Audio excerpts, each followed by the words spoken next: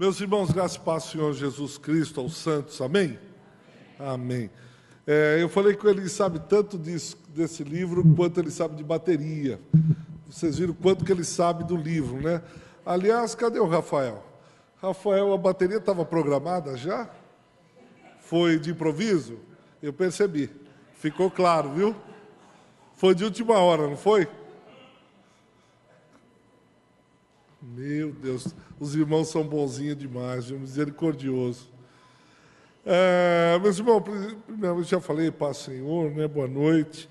Eu não sou vendedor de livros, não sou mesmo, eu não sei vender livros, principalmente esse, mas eu não sei quantos conhecem Henry Nouwen, levanta a mão. A maioria conhece, né? Pode abaixar a mão todo mundo, por favor. Olha lá ele, quantas pessoas, fica com a mão só para ele ver. Amém. Henry, viu? Henry Nouwen é um teólogo holandês já falecido, e a vida dele me chamou muito a atenção, porque ele era um professor de Harvard, teologia. Quem conhece a história de Harvard, sabe que Harvard é uma escola fundada pelos puritanos, protestantes, e dar aula em Harvard não é muito fácil, a maior e melhor universidade do planeta. E o Nouwen dava aula de teologia em Harvard, e as aulas dele eram aulas cheias. Era um professor disputadíssimo. E ele começou a entrar em crise porque entendeu que Deus não queria mais ele em Harvard, e também era professor em Yale, nos Estados Unidos, Yale University. E percebeu que ele não queria, e ele abandonou, e disse: Deus, aonde eu vou? E Deus o conduziu a uma instituição chamada l'Arc, a Arca, fundada por um francês. E essa instituição abriga crianças especiais. E ele foi para essa instituição l'Arc, lá no Canadá, cuidar de crianças especiais. E quando ele chega lá, ele vai tratar de um menino especial chamado Adam. Só que ele não sabe tratar, porque o Adam não falava. Ele estava há mais de 20 anos numa cadeira, nasceu assim, e ele só mexia os olhos. E ele vai tratar desajeitado, e alguns voluntários mais novos, 18, 19 anos, o senhor não sabe tratar do Adam? Não está vendo que ele está com fome? Ele disse: mas ele não falou nada. É claro, ele não fala. E ele disse aí no outro dia: o senhor não está vendo que ele precisa trocar, que ele está incomodado? E ele começou a entrar numa outra crise porque ele se sentiu inapto. E ele disse: Deus, por que o senhor me trouxe para cá? Essa gente nunca vai ler um livro. Ele é escritor, preletor internacional, uma agenda lotada. Ele disse: o senhor me trouxe aqui para falar com tratar desses meninos, e esses jovens estão dizendo que eu sou desajeitado. Eles nunca vão ler um livro meu, eles jamais vão saber que eu fui professor de Harvard, de Yale, que eu sou preletor internacional, que eu tenho... Para que eu estou aqui? E aí, nessas crises, ele vai orando, e ele se afeiçoa muito do Adam. E ele percebe que o Adam tem um dom especial, que é de aconselhamento. E ele fala através dos olhos. E depois ele se torna o maior conselheiro de Henry Nouwen, o Adam. E ele diz: eu nunca, numa universidade, cresci tanto espiritualmente quanto eu cresci com o Adam. E para terminar, porque eu me empolgo quando começo a falar do Nouwen, diz que veio uma senhora, mulher de um industrial canadense, riquíssimo, e telefonou e disse: eu preciso fazer um aconselhamento, eu não estou bem, e eu sei que o senhor é conselheiro espiritual. Tá? Disse: olha, pode vir, a senhora quer jantar na quinta-feira, almoçar comigo na quinta-feira? Pode jantar. Pode ser, etc, etc. Ele disse: mas olha, conselheiro mesmo é o Adam. Ele que é o bom de aconselhamento. Tá bom, chegando aí. Ele disse: olha, eu vou convidar o Adam para jantar com a gente, porque ele é o cara. E aí ela veio, parou numa limusine com um chofer, e ela entrou para jantar, e ele puxou a cadeira do Adam e disse: olha, esse é o conselheiro que eu falei para a senhora. Ele disse: é muito bonitinho, né? Mas é com o senhor que eu vim conversar, porque ele tem formação na área psicológica também, na área de psicologia e tal. E aí ela começa a falar, ele diz, puxa, o marido tinha abandonado, foi embora com a secretária, o filho nas drogas, e ela em crise. E aí ela foi falando, ele disse, como eu disse para a senhora, é melhor só falar com Ada, porque está muito difícil mesmo. Mas eu vim falar com o senhor pode me ouvir? Ele disse, não, estou ouvindo. Mas é que o Adam é que ele é bom nesse negócio mesmo. E ela continua falando e ele insiste. Ele disse, a senhora não acredita, né? Não, é com o senhor mesmo. Se eu vou pedir, então, que a senhora só olhe no olho dele e deixa que ele fale. Ah, tá bom, bravo. Ela olhou para o Adam, começou a olhar, parou por um instante, aí ela empurrou a mesa e saiu chorando. Saiu chorando da mesa. Tudo bem, no dia seguinte ela liga cedinho, 5h30, 6 horas da manhã, e diz, por favor, Henry, eu quero falar com ele. Henry, eu preciso falar com o Adam. Pela primeira vez em anos eu consegui dormir. Não tomei remédio, parece que minha depressão saiu. Eu preciso falar com o Adam, marca um horário na agenda dele. E aí ele continua dizendo, Deus fala através de pessoas especiais. Aqueles que a gente olha e diz, esse não tem nada o que acrescentar, esse não tem nada o que dizer, eu quero falar com aquele doutor, eu quero falar com aquele bacana. E ele diz, e Deus falou tanto através daquele menino especial. Apenas através dos olhos. O Adam se tornou meu mentor espiritual, se tornou meu conselheiro. Quantas vezes eu entrava e desabafava com ele e saía de lá consolado. Ele diz, Deus pode usar pessoas as quais a gente não espera, que a gente acha que de lá não vai sair nada. Então, o Henry Nouwen tem várias histórias e me chamou muito a atenção. Aí eu escrevi um livro só sobre o pensamento dele, reuni toda a obra dele que eu pude, que eu consegui, e aí escrevi nesse livro pensamentos. Então, por exemplo, amor. Aí tudo que ele escreveu de amor. Ele tem um livro, vou terminar, está vendo como eu me empolgo? Não deveria ter deixado de falar. Ele tem A Volta do Filho Pródigo. Alguém já leu? 1, 2, 3. A melhor explicação da parábola do filho pródigo. É difícil encontrar esse livro, mas se você encontrar e puder ler sobre a parábola do filho pródigo que ele escreve, enfim, né? Tá. É isso aí. Mas foram dois iguais, tem um outro, Mochileiros da Fé. Deixa para amanhã, né? Deixa para amanhã. Então tá bom. Eu vou tentar, eu não estou acostumado com tanta tecnologia assim, né?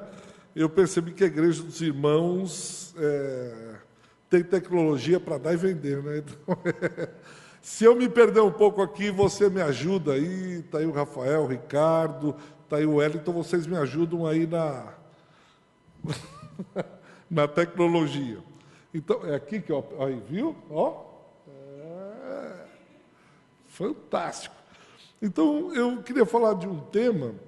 E eu estou convicto de que não vou dizer nada novo, alguma coisa que você vai olhar e dizer, nossa, arrebentou, tal. Mas a cruz de Cristo é alguma coisa que paulatinamente tem sido abandonado das igrejas chamadas evangélicas. Parece que falar da cruz de Cristo, o pastor Itamar já disse isso, de alguma maneira não atrai tanto, mas essa é a mensagem que nós temos. E quando eu vou falar da cruz de Cristo, me empolga muito, eu fico bastante emotivo, porque eu louvo a Deus, e sempre eu estou me lembrando disso, de que Ele me chamou para pregar o Evangelho. E eu me sinto assim tão privilegiado com isso, eu me sinto quase que um filho único de Deus, pela oportunidade que Ele me deu de poder marchar nas fileiras do seu exército, de poder ser chamado de filho de Deus, e poder levar a mensagem da cruz. Enquanto o louvor estava lá, eu disse, Deus, será que eu tenho condições de falar desse tema? Isso é tão santo, é tão puro, é tão imaculado. A cruz de Cristo, falar sobre a mensagem da cruz é alguma coisa que me causa muito temor. Então eu vou tentar falar assim, na graça do Espírito Santo de Deus, porque por causa dessa mensagem que nós estamos aqui até hoje, foi por causa dessa mensagem que os cristãos morreram em Roma, foi por causa dessa mensagem que o mundo nos odeia, Foi por causa dessa mensagem que o inferno foi vencido. É por causa dela. E às vezes nós vamos nos empolgando com a igreja e nos esquecemos da mensagem principal, que é a mensagem da cruz. E as afirmações de Jesus nos evangelhos, elas não contam só apenas a história, Mateus, Marcos, Lucas e João.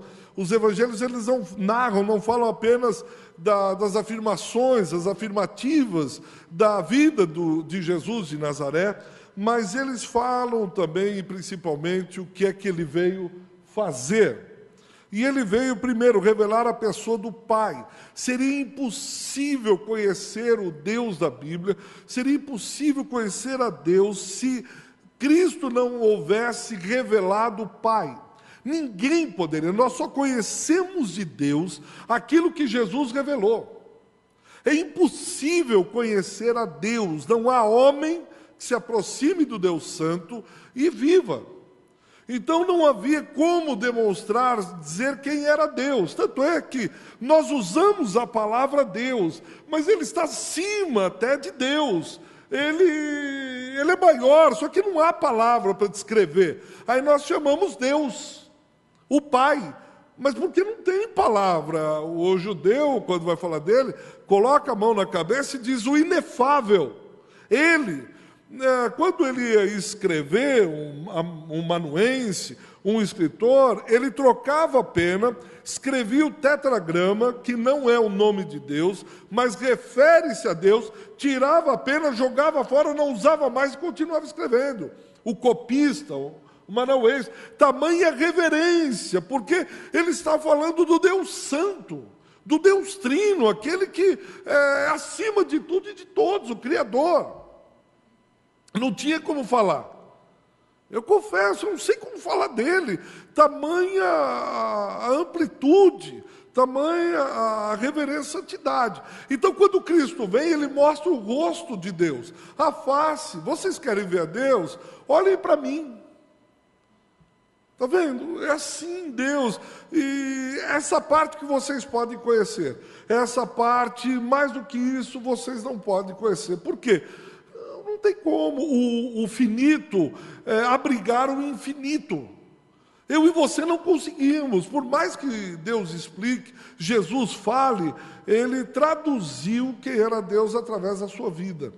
Por isso ele veio. Segunda coisa, ele revela a sua pessoa, assim como a sua missão. Quando os evangelhos falam de Jesus, está revelando a pessoa de Cristo, assim como a sua missão. E dentro da sua missão, a missão integral de Cristo, ele revela a sua vida, mas em especial a sua morte. Interessante isso. Quando Paulo fala em Romanos capítulo 5, versículo 8, ele diz: Deus demonstra o seu amor por nós. Olha, Deus demonstrou que me ama. Olha, Deus me ama. E Paulo continua: Cristo morreu em nosso favor quando ainda éramos pecadores, Romanos 5,8. Como é que Deus demonstrou o amor por mim e por você? Ele morre naquela cruz. Paulo captou a mensagem do Evangelho. O livro de Gálatas diz que ele ficou por 3 anos e meio nos desertos da Arábia, e ele ficou recebendo de Cristo exatamente a essência do Evangelho. Aí ele escreve aos Romanos, ele diz: Deus Pai revelou o seu amor pela humanidade. Como? Cristo morrendo quando eu e você ainda dávamos as costas para Ele. Quando eu e você ainda éramos estrangeiros. Quando eu e você ainda éramos inimigos. Isso é tremendo. Paulo diz: pode alguém morrer por um justo? Tá bom. Por um amigo, mas por um inimigo, por alguém que escarnece, por alguém que é indiferente, por alguém que dá de ombros a ele, ele diz: mas eu continuo te amando mesmo assim. Essa é a mensagem da cruz que Paulo fala. E os discípulos parece que captaram essa mensagem. Captaram tão bem essa mensagem que eles enfatizam a morte de Cristo. Eu não sou o pastor Ariovaldo, não bebo tanta água quanto ele, mas é só secar aqui.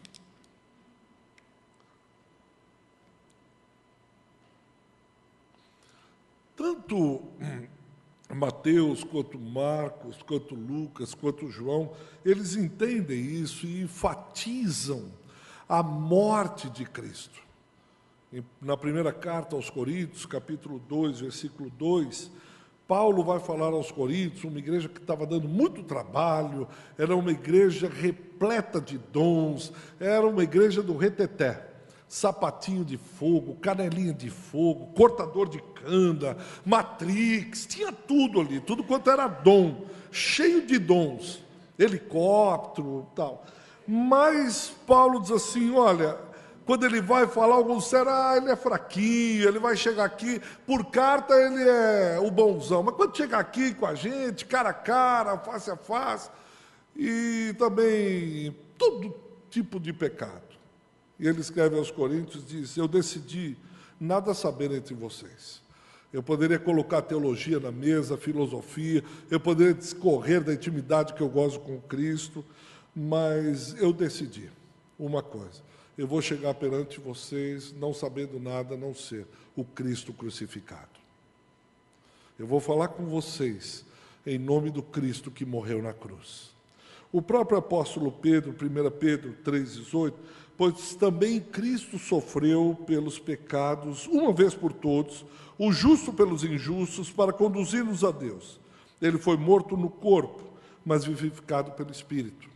E por fim, João, nisto consiste o amor, não em que nós tenhamos amado a Deus, mas que Ele nos amou e enviou o Seu Filho como propiciação pelos nossos pecados. Tanto o apóstolo Paulo, quanto Pedro, quanto João, eles enfatizam a morte de Cristo. Pois na morte de Cristo está a mensagem central do Evangelho. Tanto é que há um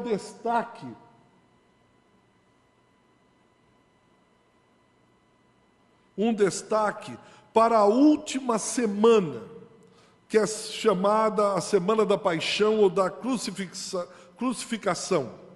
Mateus, 1/3 do Evangelho de Mateus é centrado na morte de Cristo. 1/3 de Marcos é centrado na morte de Cristo. 1/4 de Lucas centrado. E João, quase metade, vai falar sobre a morte de Cristo. Veja, se os evangelhos foram escritos e foram conduzidos, no grego é o Espírito, soprado pelo Espírito Santo, e aí eles escreveram, foram imbuídos, foram inspirados pelo Espírito Santo, começaram a escrever, e eles escrevem 1/4, 1/3 e quase metade, é porque a morte de Cristo é central nos evangelhos.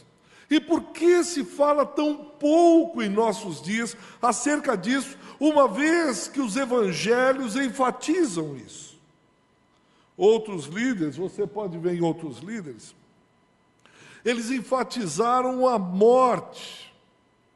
Não a morte, mas eles enfatizam a vida, os escritos, aquilo que eles fizeram, mais do que a sua morte. Por exemplo, Buda, ele morre aos 80 anos, ele escreve, etc. Maomé, aos 62, Confúcio, aos 72, e Moisés não aparece aí, mas aos 120 anos. Aparentemente, todos esses grandes líderes, eles viveram uma vida normal. Aparentemente, eles cumpriram a sua missão. Aparentemente, eles foram líderes completos. Eles foram líderes que seguiram, tiveram uma trajetória, uma vida normal e com muito sucesso. Foram completos. No entanto, Cristo afirma cumprir a sua missão não em vida apenas, mas ele diz que a concretude, o ápice da sua missão está na sua morte. Isso é extremamente paradoxal. Como você tem o ápice do seu ministério na sua morte, a gente poderia enveredar por aí, mas parece que é na morte onde nós mais glorificamos a Cristo. Parece que, de alguma maneira, ele deixa um exemplo, que quando eu morro para a minha carne, quando eu morro para o bem, eu não revido o mal, eu poderia acabar com o meu adversário, eu poderia destruir o meu inimigo, eu poderia revidar a altura, eu poderia colocar, e eu morro, parece que aí está o ápice, a glorificação do ministério. Não quando em vida eu faço, aconteço, mostro força, mostro poder, mostro plenitude, mostro que eu sou o cara e tal. Mas é quando eu mortifico a minha carne, quando eu me humilho, quando eu tenho esse sentimento de morte, é aí que eu tenho vitória, é aí que eu cumpro o ministério, é aí que eu me pareço com Cristo. E Jesus disse, se o grão de trigo caindo no solo, no chão, não morrer, ficará ele só. Mas quando ele morre, ele gera uma outra semente, uma outra árvore. Ele gera essa árvore que vai trazer frutos. Quando ele morre. E cá entre nós, como é difícil morrer. Como é difícil administrar a nossa vida cristã a partir da morte e não da vida. Como é difícil caminharmos a vida cristã morrendo para que tenhamos vida. Eu não sei quanto a você, mas eu tenho muita dificuldade. Morrer a todo instante, como o apóstolo Paulo fala aos Coríntios, a cada dia eu morro. A cada dia eu tenho que pegar um pouco de mim, da minha vaidade, do meu orgulho, do meu controle, da minha autoestima, de tudo que eu sou, e mortificar naquela cruz. Porque senão, vejamos, imagina os fariseus querendo debater Bíblia com Jesus, e Jesus abaixar a cabeça e eles saírem achando que eles ganharam.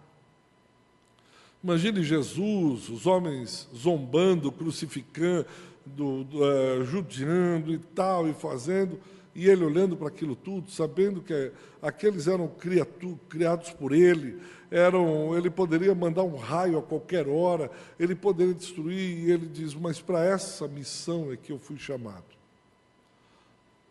Ele poderia desistir a qualquer momento da cruz, mas a Bíblia diz que ele foi obediente até a morte, e morte de cruz. E eu vejo algumas irmãs, e não são poucas, não vale tudo. E eu digo, vocês estão entregando a vida de vocês, o corpo de vocês, a qualquer preço, só para ter um casamento. E elas precisam ir para a cruz, mortificar esse desejo, essa vontade.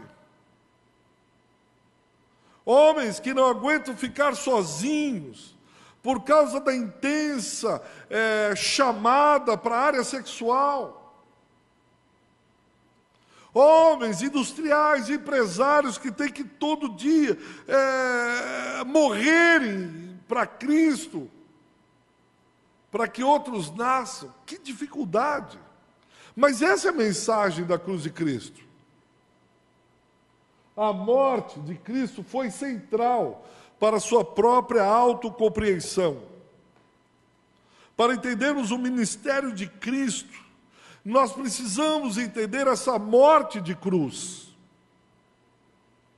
Ele mesmo predisse a sua morte. Então, Marcos 8:31, ele começou a ensinar-lhes que era necessário que o Filho do Homem sofresse muitas coisas, fosse rejeitado pelos líderes religiosos, pelos chefes dos sacerdotes, pelos mestres da lei, fosse morto e 3 dias depois ressuscitasse. Ele está falando, importa o Filho do Homem que ele morra, seja rejeitado pelos religiosos, pelos chefes dos sacerdotes, etc. Israel está esperando uma Mashiach, o Messias que viria e tomaria e colocaria Israel para a cabeça das nações. Eles estão sendo humilhados porque a bandeira de Roma tremula na Palestina. Eles estão ali sendo humilhados porque estão em terra estranha. Eles estão esperando que venha o glorioso Messias. Lá de Gênesis capítulo 3, versículo 15, eles estão aguardando todo o Messias, Isaías 7, Isaías 14, ele virá, ele virá, ele virá. Aí chega um homem falando sobre morte. Chega um homem e diz: esquece esse plano de governo, esquece esse plano que vocês têm, tira isso da cabeça. O meu propósito, a minha missão, a minha vida é dar a vida, é morrer. Quem quer seguir um líder desse? Quem quer pôr a sua vida para caminhar ao lado de um homem desse, tanto que ele fica só? Aparentemente é um fracasso, ele não deu em nada. E ainda ele diz que precisaria morrer. Que líder é esse que fala de morte? Não é um líder bambambam, etc. E quando diz, ele falou claramente, esse verbo no grego é parresia. Parresia é com liberdade de discurso, abertamente. A ideia é como se Cristo dissesse: eu preciso morrer. Ele falasse de todo o coração. Você diz: poxa, hoje Jesus abriu o coração, rasgou o verbo com a gente. É parresia. Ele não deixou dúvidas da missão dele. E o Pedro, o apóstolo, ele olha para Jesus e diz: caramba, mestre, que papo mais deprê. Precisa tomar uma Ritalina, alguma coisa aí. A coisa está muito mal. Vamos orar aqui, mestre. Não fala assim, não. O senhor nasceu para ser cabeça e não cauda. O senhor nasceu, determina a vitória. Pisa, porque lá no Salmo 2 diz que onde você pisasse, Deus te daria as ações. O senhor nasceu para conquistar o mundo, as ações. Jesus faz o que com ele? O repreende. Essa passagem é uma passagem difícil. Jesus olha porque Pedro teve uma revelação. Jesus olha e diz: quem as pessoas, os homens estão dizendo que eu sou? Uns dizem: o Moisés, o outro diz que é Elias, porque aparece como o profeta do fogo. Aí Jesus olha e diz: e vocês? Quem vocês dizem que eu sou? Pedro toma a frente e diz: tu és o Cristo, o Filho do Deus vivo. Jesus volta e diz assim: bem-aventurado és tu, Simão Barjonas, porque não fosse carne nem sangue que tu revelaste, mas meu Pai que está no céu. Ele tem uma revelação da parte do Pai. Jesus começa a ensinar sobre a morte. Por que é difícil isso? Até o apóstolo Pedro não compreende. Ele tem uma revelação, sobe ao céu. Aí Jesus fala da paixão, da morte, da cruz. O apóstolo Pedro veio e diz, chama ele à parte e diz: mestre, isso não te sucederá. Jesus olha no olho de Pedro e diz: para trás de mim, Satanás. Ele não diz Pedro. Ele olha no olho, há um demoniamento, como Gilberto Pickering fala. Pedro ali foi como que possuído pelo Satanás, após uma revelação de Deus. E Jesus diz: para trás de mim, Satanás, porque não cogita das coisas do céu, e sim das coisas dos homens. Um homem que tem uma revelação e no mesmo instante é atacado por Satanás. A fim de quê? De parar a cruz. De parar a missão para a qual Cristo foi chamado. Seria hoje diferente isso? Claro que não. Claro que não seria diferente. Eu lembro muito bem, eu trabalhava, era diretor financeiro de uma empresa. Ganhava muito bem, muito bem. Eu tinha, além de um bom salário, tinha participação nos lucros. 3 meses de produtividade, participação nos lucros, eu comprei um apartamento numa região lá em Santo Amaro, com 2 dormitórios, quarto de empregado, só com a produtividade. Tinha muito. E aí Deus foi me chamando para o ministério, para ir mais para o ministério, eu já tinha os meus filhos, tudo, e aí decidi sair. Tinha um pastor, estava começando uma igreja, e disse: olha, vem para trabalhar comigo. Eu disse: olha, eu não sei, eu já fui tempo integral, hoje eu não sou mais. Não, vem. E aí eu conversei com a minha esposa, ela disse: vamos. Eu lembro que de muito dinheiro, eu fui ganhar muito pouco, a igreja estava começando. Eu lembro de contar a oferta chorando, porque mal dava para pagar o pastor, e a gente entra com fé, dizendo, não, Deus vai suprir, Deus vai dar, e não sei o quê. E depois de 6 meses na igreja, mas muita dificuldade, muito. Eu saí para vender suprimento de informática, para poder complementar a renda, etc. Aí o dono da empresa me chama e diz assim, olha, Ricardo, vamos almoçar? Queria conversar com você. Vamos, tal. Disse, olha, você volta, eram 3 diretores, ele disse, eu dobro o seu salário e você vai administrar sozinho a empresa. Eu vou tirar os outros 2 diretores e você assume sozinho. Era financeiro, tinha operacional, jurídico. Ele dizia, eu tiro os 2 e você assume sozinho. E eu lembro que nós estávamos com dívida, uma pendura danada. E ele disse, vamos. Na hora me veio essa passagem da cruz. Na hora, eu olhei para ele e disse, eu já fiz uma decisão. O Senhor Jesus Cristo me chamou. Eu não posso voltar atrás. Você está brincando? Vai dizer que você está com dinheiro. Eu disse, não, não estou. Então, você está bem? Você não está com dívida? Estou. Então, você assume, você não precisa mais, agora você vai ficar sozinho lá, eu converso com os outros sócios e eu me comprometo a te trazer de volta. E você volta por cima. Que besteira. Eu fiquei olhando para ele, disse, não, eu agradeço, feliz pela confiança, etc., mas eu já fiz minha escolha. Como é duro esse para trás de mim, Satanás. Para trás de mim, não é isso que Deus tem para a minha vida. Há uma missão de Cristo na minha, na sua história, na sua vida. E como é difícil você dizer para trás, porque você só cogita das coisas dos homens, da terra. Você não consegue transcender para o céu, você não consegue ver além dessa terra.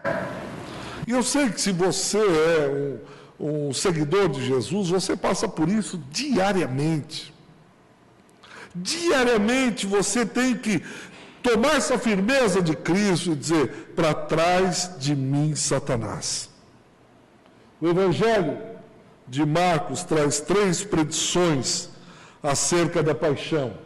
A primeira delas, em Marcos 8:31, não cogita das coisas de Deus, e sim das dos homens. A segunda predição, em Marcos 9:31, diz, o Filho do Homem será entregue nas mãos dos homens. E a terceira predição, o Filho do Homem será entregue, condená-lo-ão à morte. Por 3 vezes ele chama os discípulos e diz, está vendo? É morte, morte de cruz. Essa é a minha missão. E ele via a sua missão como vindo a ser completada por meio de sua morte, portanto, a tinha como inevitável. Parece simples isso, mas no dia a dia você ter essa morte como inevitável. E quando eu digo morte, não é cemitério. Quando eu digo morte, não é caixão, não é velório. Quando eu digo morte, é uma morte diária da igreja para que Cristo possa ser glorificado. É uma negação daquilo tudo que o mundo diz que é prazeroso, que é bom, que vale a pena, e você, como seguidor de Jesus de Nazaré, dizer, não, eu sei, é muito bonito, é muito gostoso, mas não. E morrer para a sua carne, morrer para os seus prazeres. É como eu contei a história do Nowen. Rapaz, dá aula em Harvard, e quando ele entra em crise, o reitor de Harvard o chama e diz, você vai tirar um ano sabático. Fica um ano fora, nós pagamos o seu salário e você fica aí só descansando. Ele volta no outro ano, o reitor de Harvard diz, olha, eu continuo, eu estou vendo que Deus quer tal. O reitor de Harvard diz, faz o seguinte, você trabalha meio semestre você descansa, e eu pago o seu salário integral. É tentador isso. Mas será que é isso que Deus quer? Você dizer não. Há problema de dar aula numa universidade? Claro que não. Há problema de fazer isso? Há problema. Mas a questão é a missão, é aquilo que Deus tem para a sua vida.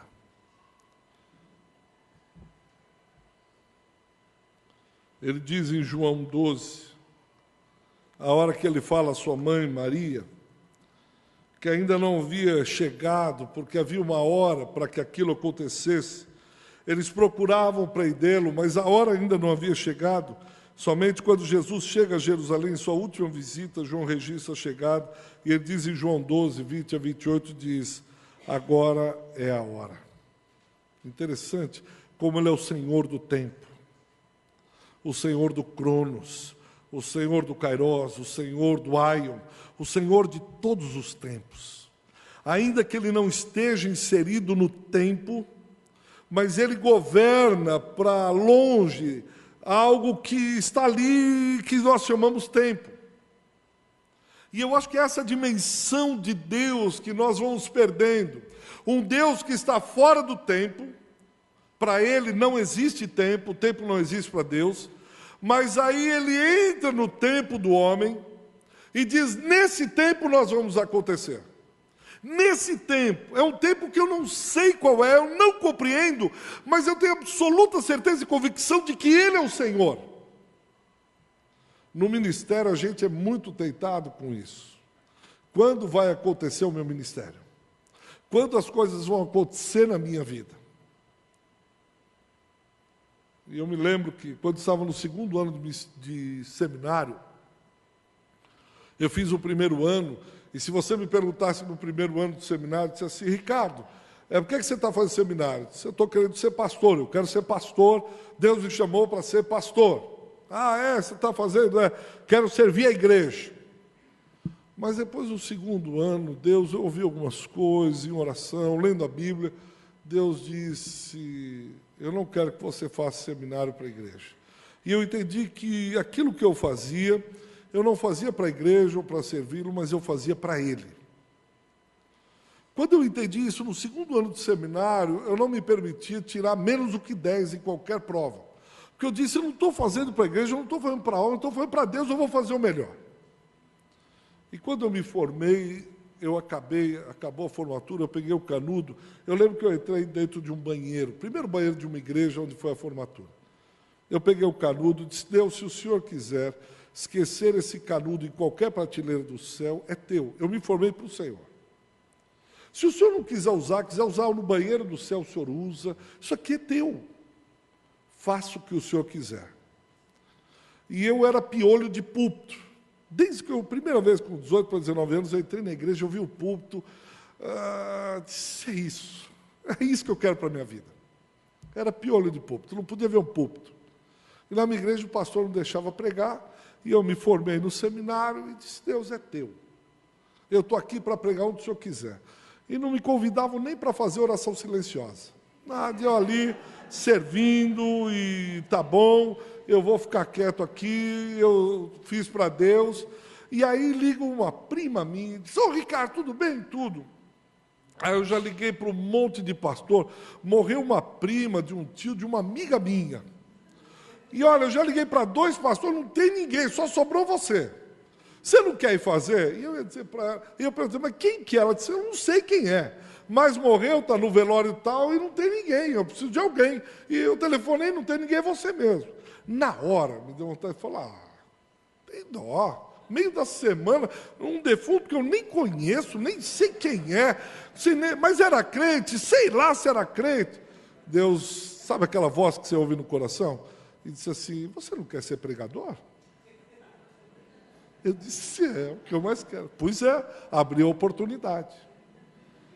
Eu lembro que eu peguei eu disse, não, eu vou. E a cabeça assim, né? Eu vou. Ela não estava vendo. Fui, preparei o sermão, tinha um outro velório de um cara importante lá, lotado. E Deus disse, pois bem, você não quer ser pregador? Vá lá e pregue. Aí eu olhei, cadê minha prima? Nem ela foi. E Deus disse, vai lá, prega lá.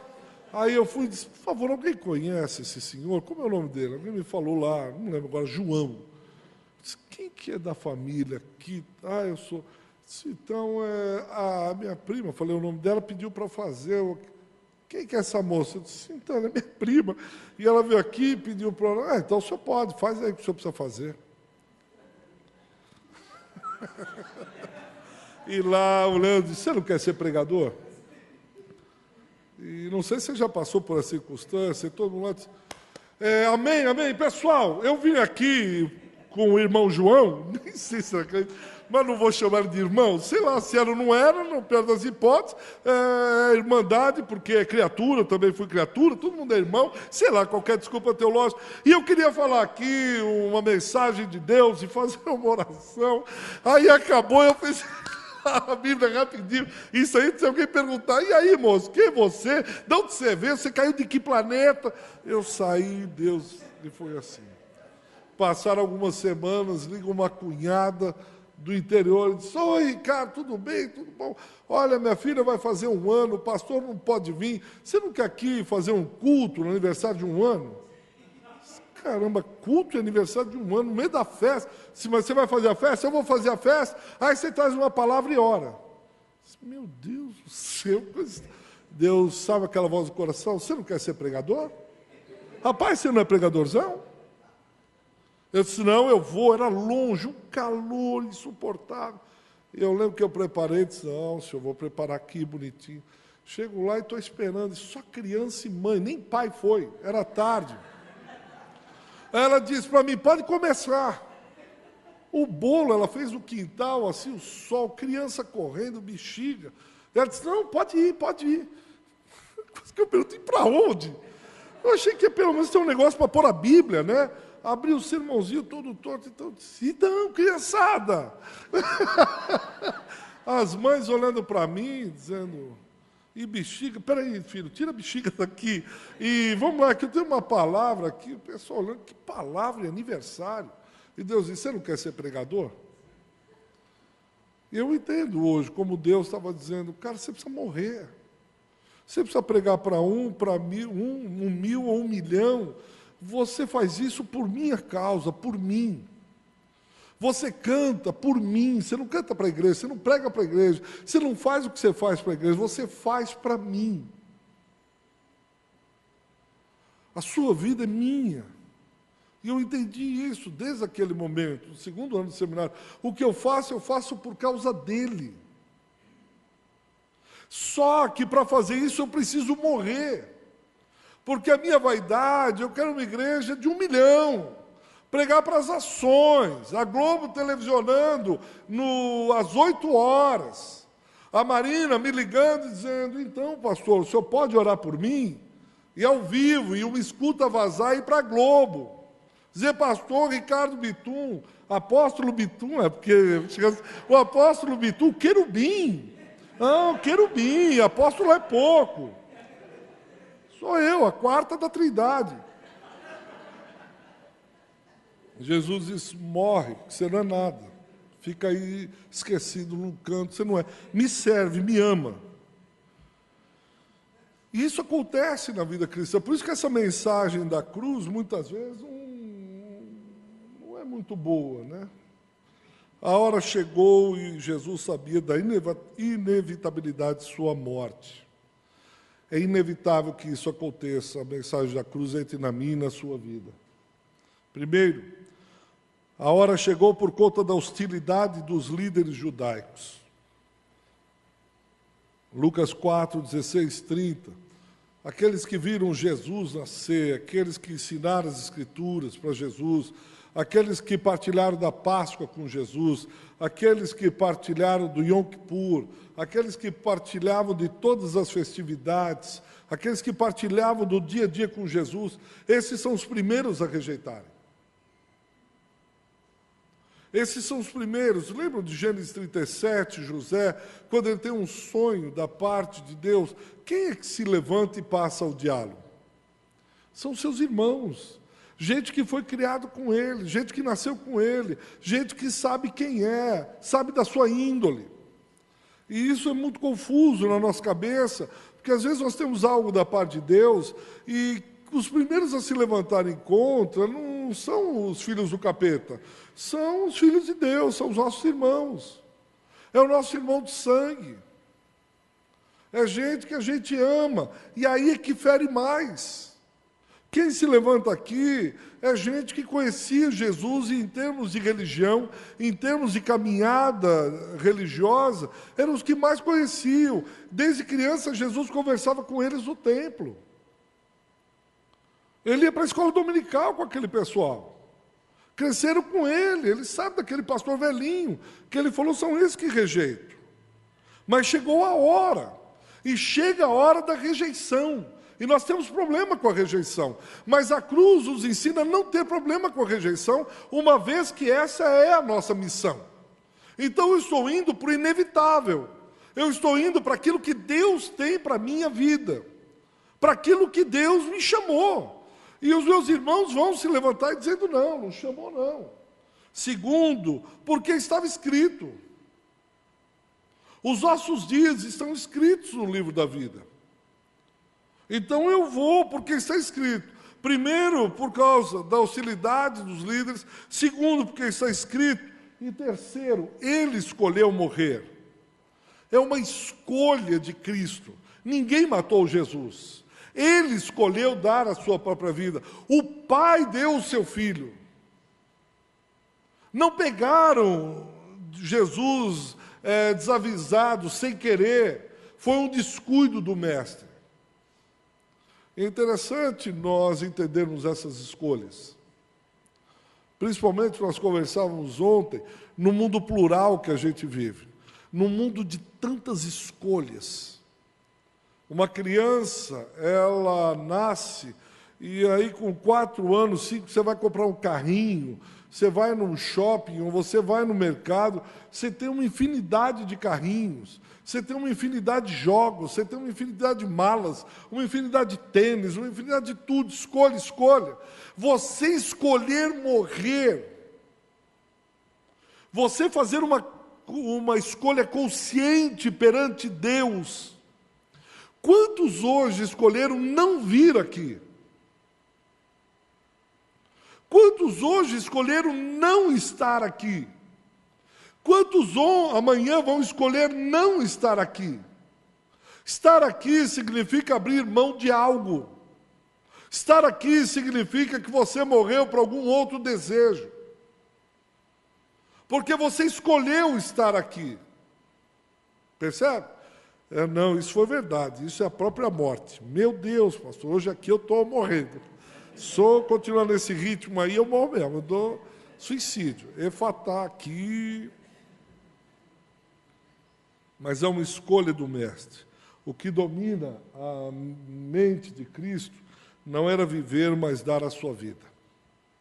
O que domina a mente do Mestre não era viver, mas era dar a sua vida em resgate de muitos. E a igreja, ela é sábia, né? Qual foi o símbolo escolhido pela igreja para representar o cristianismo?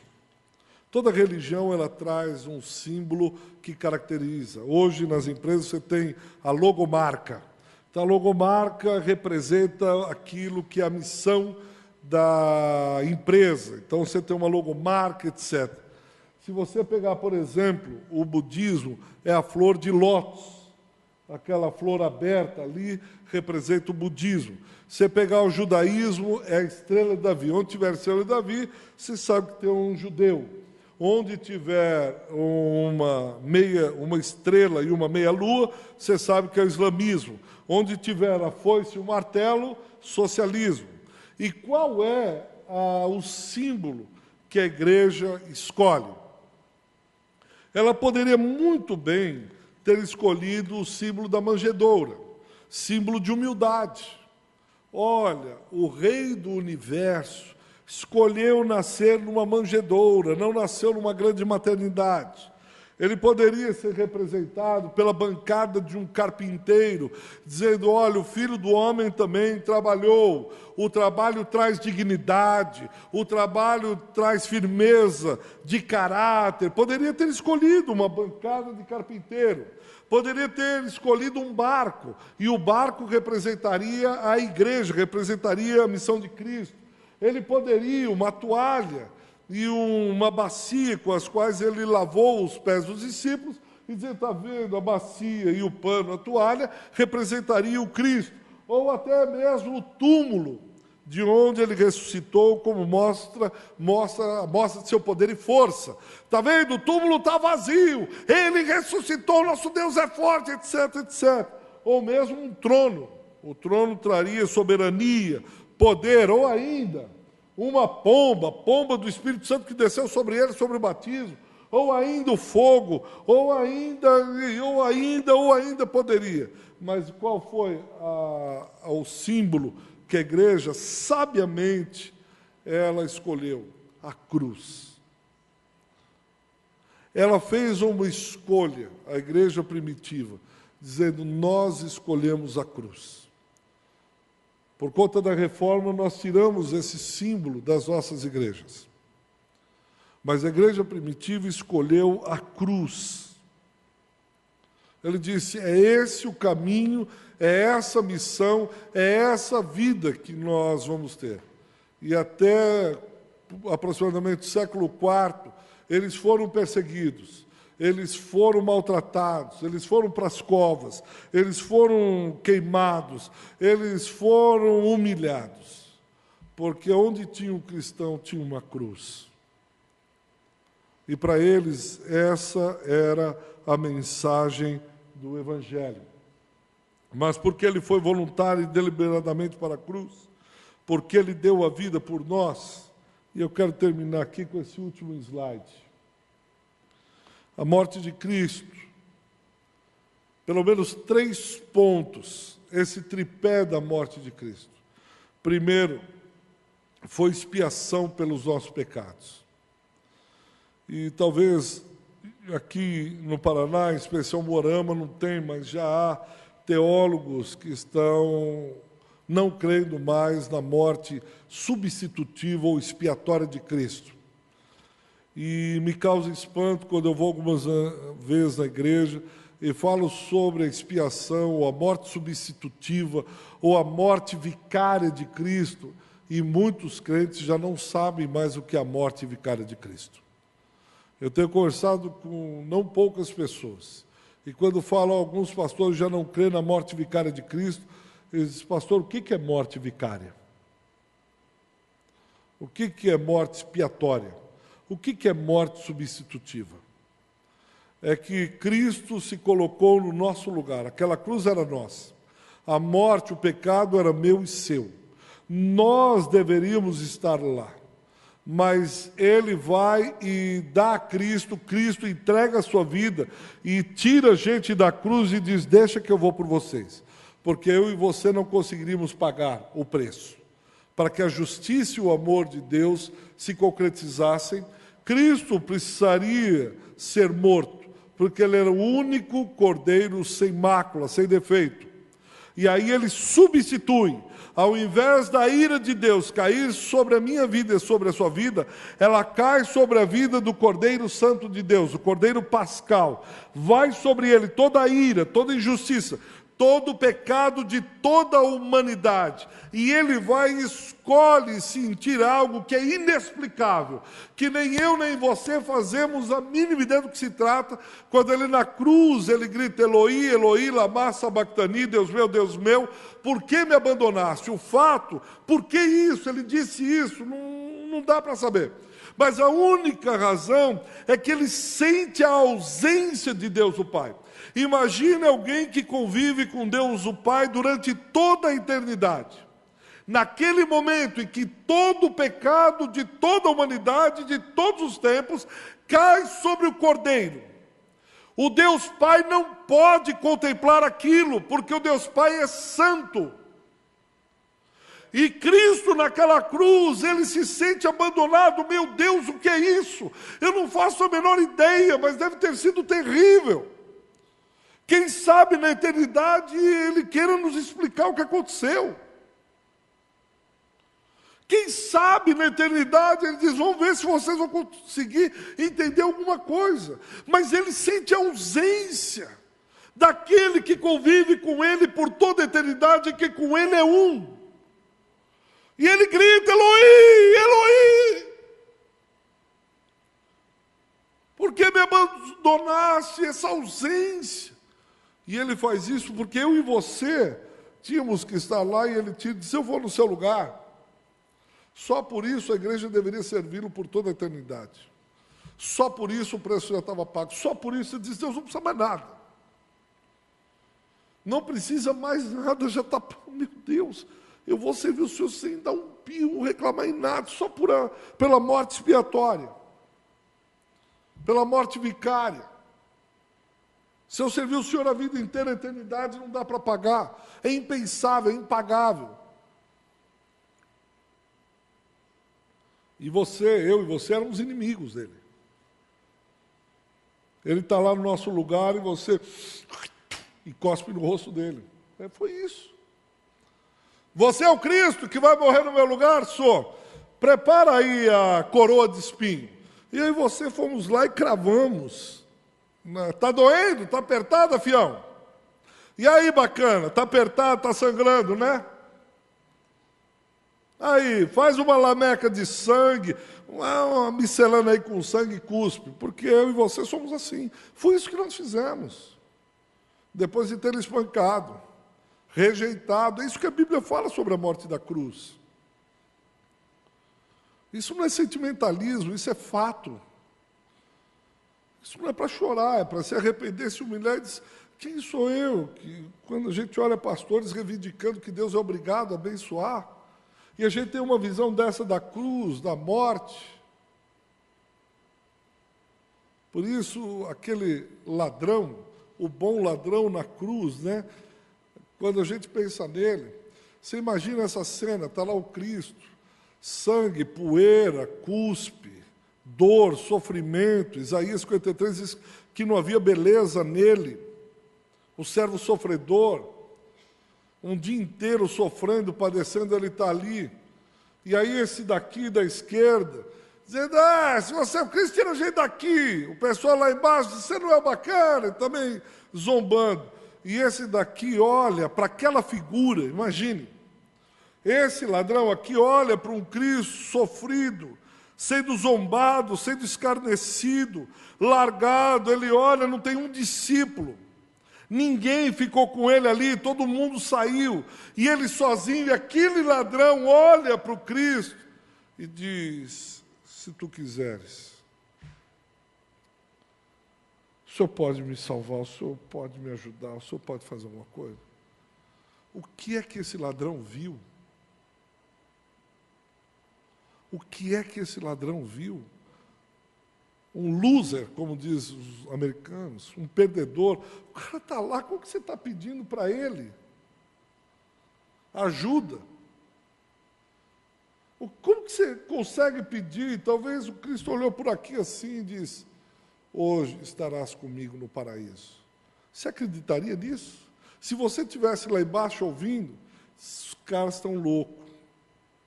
Um pede para que esse aqui salve. Estão os dois caindo na miséria. Estão os dois perdidos, os dois que não dão nada, juntar os três não dá um. E esse daqui olha e diz, hoje estarás comigo no paraíso. Isso é loucura do Evangelho. Por isso que o Evangelho, cada vez que eu leio, quanto mais eu leio, menos eu entendo. Isso é loucura, essa pregação é loucura. Olha para mim, meu irmão, minha irmã, que pregação é essa? Como alguém olha para aquele cara crucificado no fim da vida e pede para que ele o leve para o paraíso, onde ele e o pai dele vão estar? Isso é loucura do Evangelho. Você vai querer entender isso? E aí esse daqui, que se diz, Deus diz, hoje mesmo você vai estar comigo no paraíso. De onde ele está falando? Hoje mesmo. Você estará comigo no paraíso. A mente racional, cartesiana, olha e diz, você quer que eu creia nisso? Você quer que eu acredite nisso? Você quer que eu acredite que ele me substituiu?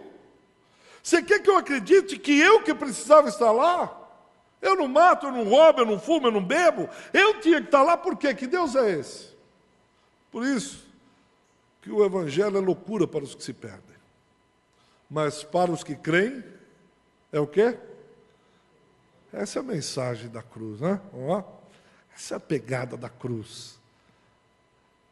Não é para ter um orgulho santo de ter sido chamado, de ter tido os olhos abertos para a mensagem da cruz.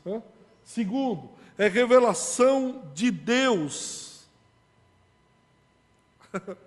Eu e você não teríamos a menor capacidade de entender essa coisa maluca, doida. Eu e você, se explica para mim no papel, desenha, isso é incompreensível. É mesmo. Ou você crê ou você não crê, não tem segunda medida.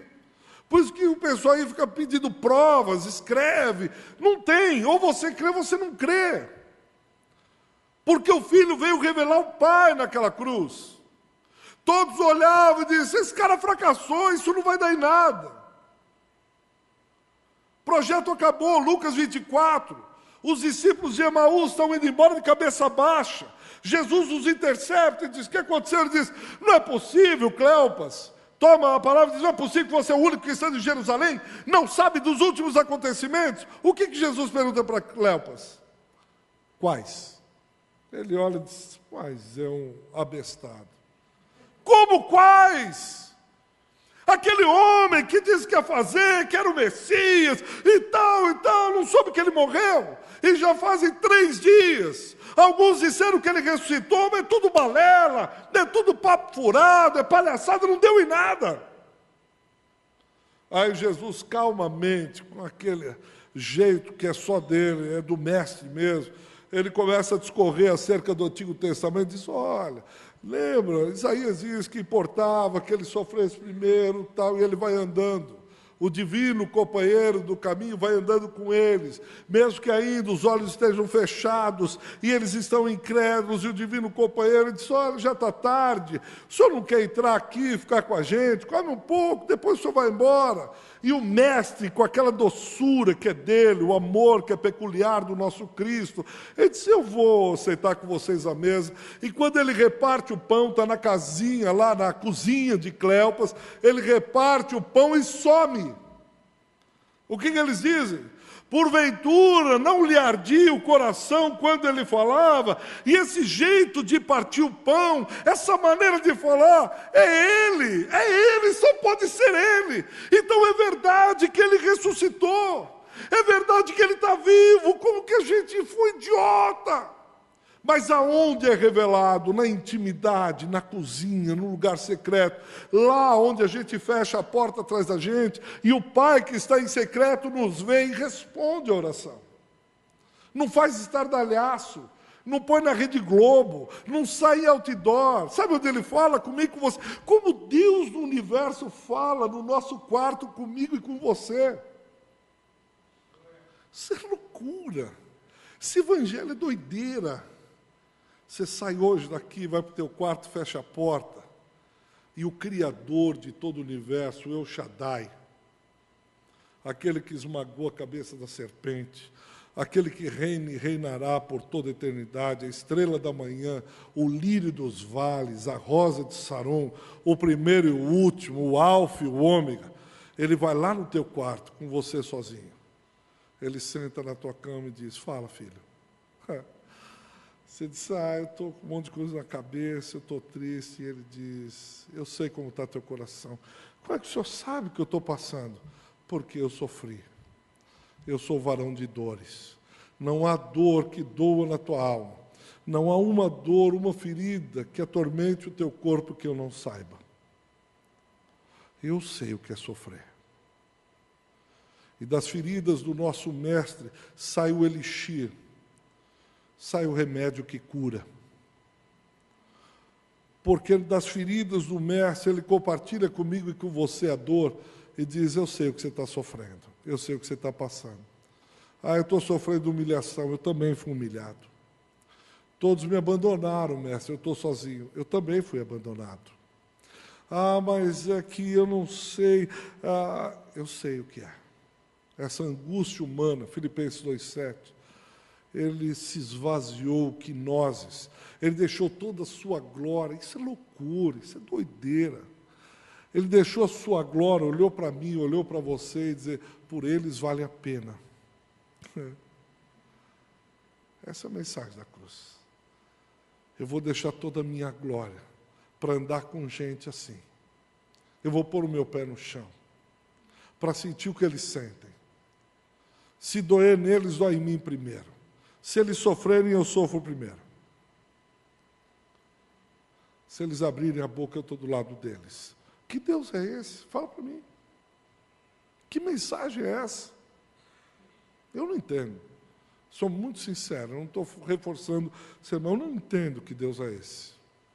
Eu não compreendo Jesus. Não sei porquê, e Ele continua amando. Uma vez eu disse, eu já dei razões para o Senhor me abandonar. Eu já pisei na bola assim, que se Ele me pegasse e dissesse, está fora do meu reino, eu disse, sabe que o Senhor tem razão? Eu faria o mesmo que o Senhor está fazendo. Mas já teria feito há muito tempo. E olha que o Senhor foi muito paciente. E Ele teria todas as razões do mundo para me pôr fora desse reino. O reino é dele. Aí quando eu olho, ele diz assim, filho, mas eu te amo. Eu quero apostar em você ainda. Eu não vou te deixar sozinho, não.